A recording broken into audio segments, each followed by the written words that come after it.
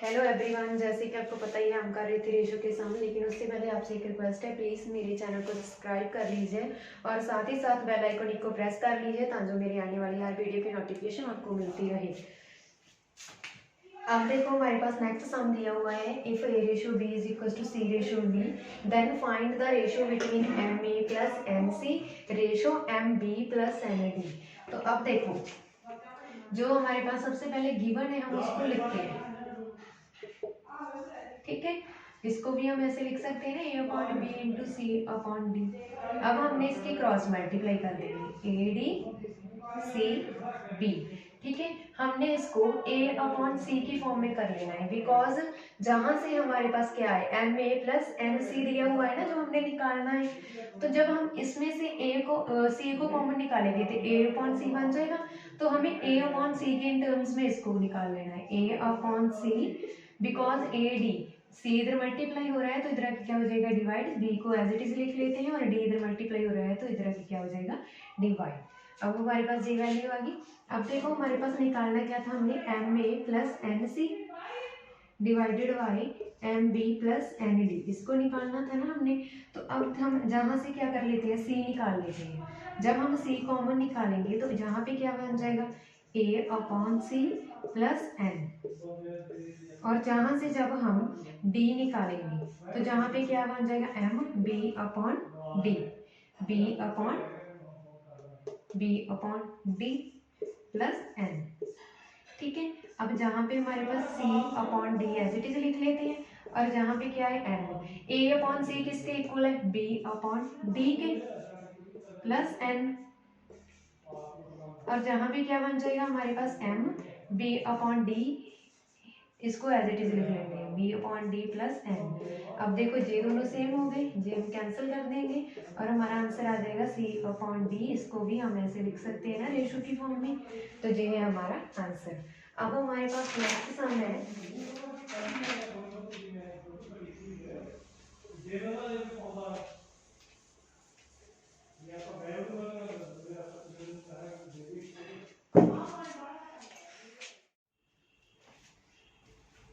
Hello everyone, कैसे हो। जैसे कि आपको पता ही है हम कर रहे थे रेशो के सामने, लेकिन उससे पहले आपसे एक छोटी सी रिक्वेस्ट है, प्लीज़ मेरे चैनल को सब्सक्राइब कर लीजिए और साथ ही साथ बेल आइकन को प्रेस कर लीजिए ताकि मेरी आने वाली हर वीडियो की नोटिफिकेशन आपको मिलती रहे।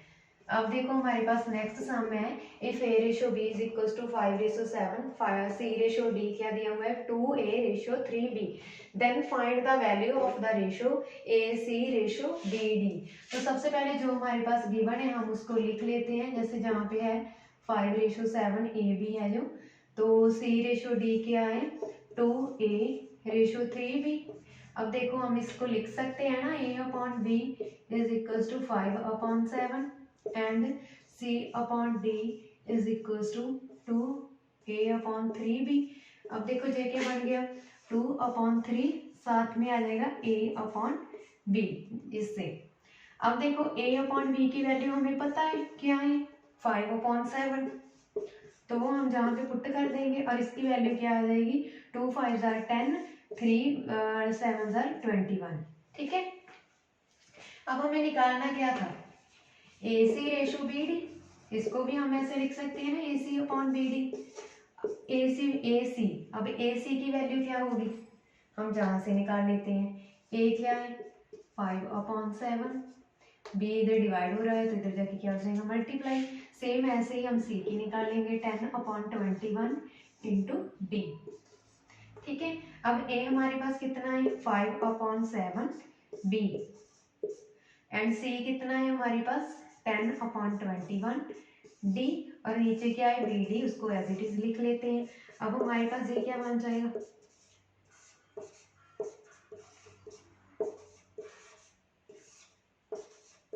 इस बी डी के साथ जे बी डी कैंसिल। अब जहाँ पे क्या बन जाएगा 57 147, ठीक है। तो हमारे पास ये आंसर रेशो क्या आ गई 50:147, ये है हमारा आंसर।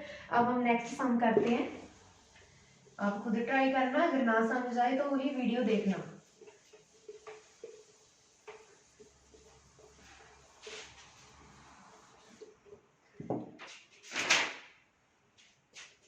सम है हमारे पास, if A ratio B is equals to C ratio D is equals to E ratio F is equals to 1/2, then find the ratio.